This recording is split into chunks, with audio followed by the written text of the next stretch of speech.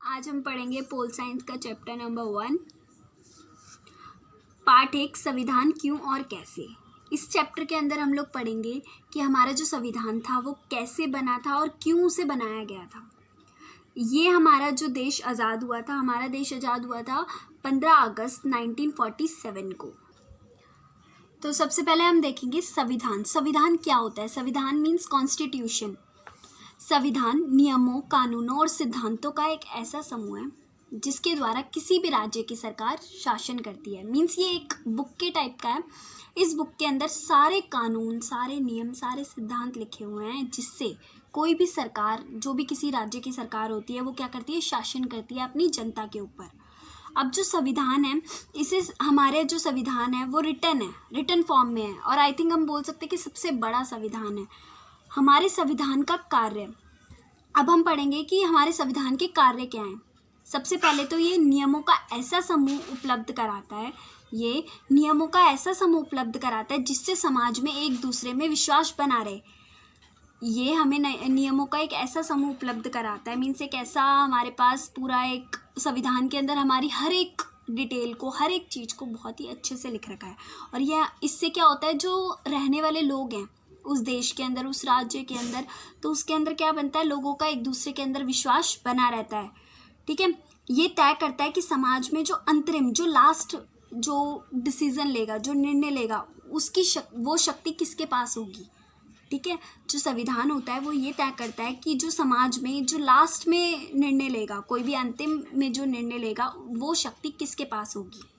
ठीक है, सरकार द्वारा अपने नागरिकों पर लागू किए जाने वाले कानूनों की सीमा निश्चित करना। और ये क्या करता है, जो भी सरकार जो है अपने नागरिकों के ऊपर कुछ कानून जो है लागू करती हैं, तो ये निश्चित करता है कि वो मतलब कितने कानून होने चाहिए वगैरह। हर एक चीज़ उस संविधान एक बुक की तरह है और उसके अंदर हर एक चीज़ रिटन फॉर्मेट में है। संविधान सरकार के 3 अंगों की स्थापना करता है।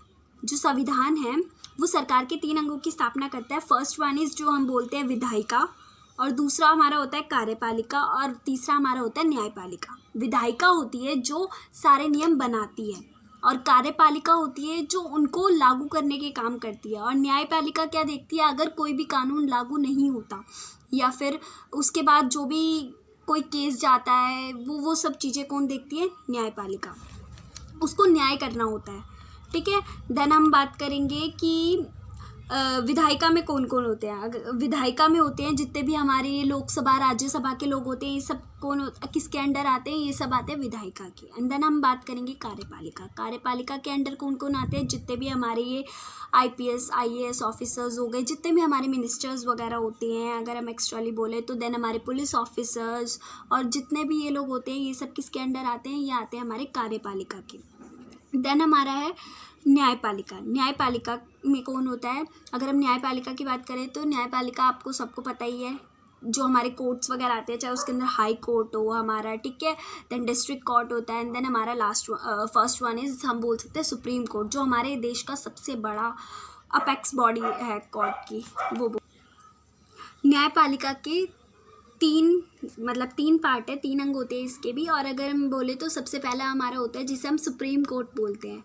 ठीक है, दूसरा हमारा होता है जिसे हम फर्स्ट वन हमारा जो होता है वो होता है सुप्रीम कोर्ट, जिसे हम सर्वोच्च न्यायालय बोलते हैं। दूसरा हमारा होता है हाई कोर्ट, जिसे हम बोलते हैं उच्च न्यायालय। और तीसरा हमारा होता है डिस्ट्रिक्ट कोर्ट, जिसे हम बोलते हैं जिला न्यायालय। ठीक है, अब हम देखेंगे कि जब हमारी संविधान सभा बन रही थी उस टाइम पे, तो अलग अलग जैसे कि अध्यक्ष नियुक्त किए थे। जैसे क्लास में जब करेंगे कि जब हमारा संविधान सभा बनी थी तो हमारे जैसे क्लास के अंदर मॉनिटर होते हैं, टीचर होते हैं, प्रिंसिपल होते हैं स्कूल के अंदर, तो उन्हीं की तरह अध्यक्ष नियुक्त किए गए थे जो पूरी संविधान सभा के अध्यक्ष थे। एंड देन हमारे प्रारूप समिति के अध्यक्ष और बहुत सारे जो थे अलग अलग नेता थे। तो अब हम देखेंगे कि सबसे पहले जो संविधान सभा के प्रारूप समिति के जो अध्यक्ष बने थे वो थे हमारे डॉक्टर भीमराव अंबेडकर। ठीक है, जिन्होंने जो क्या बने थे? प्रारूप समिति के अध्यक्ष। ठीक है, हमें मेन ये नोटिस करना है कि ये कौन थे, ये चीज़ याद रखनी है। ये थे हमारे प्रारूप समिति के अध्यक्ष। देन हमारे आते हैं संविधान सभा के अध्यक्ष कौन बने थे? संविधान सभा के अध्यक्ष बने थे राजेंद्र प्रसाद। संविधान सभा के अध्यक्ष कौन बने थे? राजेंद्र प्रसाद। ऐसा क्यों? क्योंकि ये उस टाइम पे हमारे क्या थे? प्रेसिडेंट थे। और भीमराव अंबेडकर को हम फादर ऑफ द कॉन्स्टिट्यूशन से भी जानते हैं, क्योंकि इन्होंने कॉन्स्टिट्यूशन बनाने में बहुत अहम रोल प्ले किया था। ठीक है, देन हम बोलेंगे क्रिप्स मिशन। क्रिप्स मिशन जो है हमारे यहाँ पे भारत देश में ब्रिटेन से आया था, और ये आया था 1942 में, मार्च में 1942 में ये कहाँ आया था, भारत में आया था वहाँ से। ठीक है, और इसने ही यहाँ पे आके सुझाया था, मतलब बताया था कि हमें क्या करना चाहिए, कि अगर हमें यहाँ पे भारतीय संघ में, मतलब जैसे जो ब्रिटिशर्स थे उन्होंने क्या सोचा था कि यहाँ पे वो पूरा कंट्रोल कर लेंगे। ठीक है, हमारे यहाँ पे जो है पूरे को कब्जा कर लेंगे, अपनी कॉलोनी बना लेंगे। तो उस टाइम पे उन्होंने क्या कहा था, उन्होंने सोचा था कि हमारे यहाँ पे भी संविधान की हम लोग स्थापना कर लें। ठीक है, तो इसलिए उन्होंने क्या किया, यहाँ पे संविधान सभा उन्होंने ही निर्माण शुरू किया था संविधान सभा का। लेकिन फिर उसके बाद क्या हुआ, हमारा देश आज़ाद हो गया, एंड देन आगे का जो प्रोसेस हुआ वो सब हमारे देश ने खुद किया। अब हम पढ़ेंगे संविधान की प्रस्तावना। संविधान की प्रस्तावना क्या होती है, उसका प्रियम्बल। प्रियम्बल क्या होता है, एक जैसे हम देखते हैं हम कोई भी चैप्टर पढ़ते हैं, देन हम उसकी पढ़ते हैं समरी। तो अगर हम किसी भी चैप्टर की समरी जो होती है, सेम उसी तरह जो हमारा कॉन्स्टिट्यूशन है, जो हमारा संविधान है, उसके जो समरी है, जो उसके मेन पॉइंट्स हैं, सब कुछ जो बता रखा है, वो क्या होती है, उसकी प्रस्तावना। तो संविधान के प्रारंभिक परिचय को, जो उसका स्टार्टिंग का जो पूरा परिचय होता है, जो बताया जाता है छोटे से में ही कि हमारे पूरे संविधान में हम क्या पढ़ेंगे, मतलब उसके अंदर क्या क्या चीज़ें हैं, वो सब चीज़ें क्या होती हैं, वो होती है उसकी प्रस्तावना में।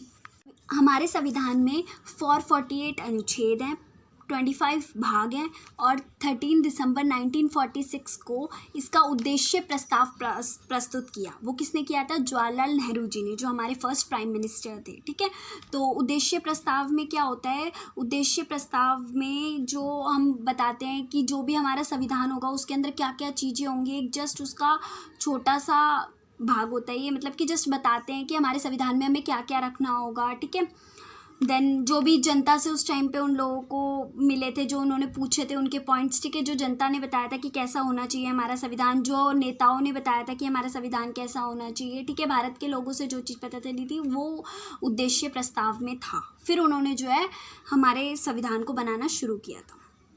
विभाजन से पहले संविधान सभा में कितने लोग थे, 299 सदस्य थे, क्योंकि उस टाइम पे विभाजन नहीं हुआ था। इट मीन्स कि पाकिस्तान के जो लोग थे वो भी इसके अंदर थे, और इंडिया के लोग थे वो भी इसके अंदर थे, और जो ब्रिटिशर्स थे देवर आल्सो इन, ठीक है, वो भी यहाँ पे थे।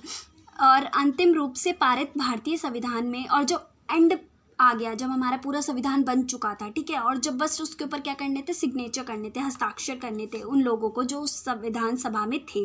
तो वो कितने थे, 284 लोग। ठीक है, जब स्टार्टिंग में वो बनना शुरू हुआ था तब कितने थे, 299, ये चीज़ याद रखनी है।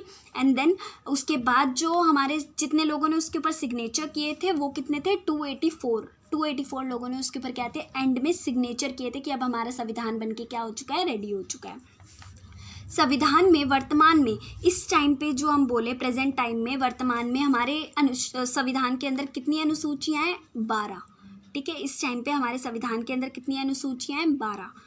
नस्ली भेदभाव, ठीक है, जो हम लोग रंग वगैरह के उस पे जो भेदभाव करते हैं, ठीक है, तो ये कौन से देश का उदाहरण है, ये था दक्षिण अफ्रीका में। ठीक है, वहाँ पे बहुत होता है ऐसा कि रंग से रिलेटेड बहुत, क्योंकि वहाँ पे काले लोग भी होते हैं वगैरह, हर एक चीज़ तो वहाँ पे बहुत होता है, लेकिन इंडिया में ऐसा नहीं है।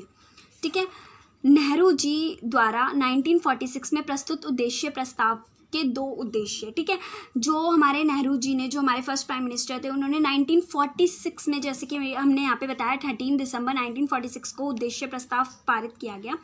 तो उसके अंदर बताया कि उसके क्या 2 उद्देश्य थे। उसके उद्देश्य क्या थे, भारत एक स्वतंत्र संप्रभु गणराज्य होगा।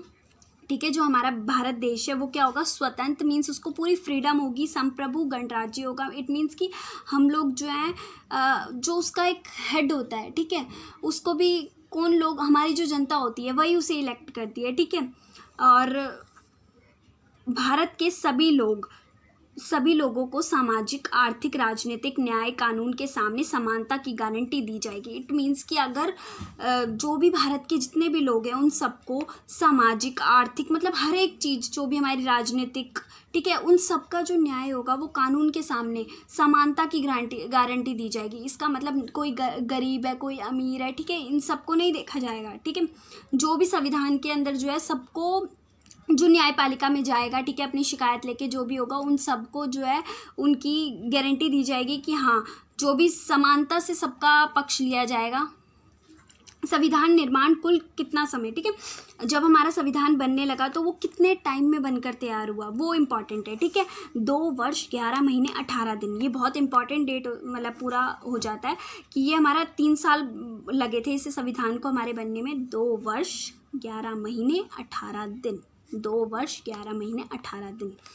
संविधान सभा निर्माण में कुल कितनी बैठकें हुई, कि कितनी बारी उन लोगों ने बैठकें की थी संविधान बनाने के लिए, तो कितनी बैठकें हुई थी, 166 बैठकें हुई थी, ठीक है।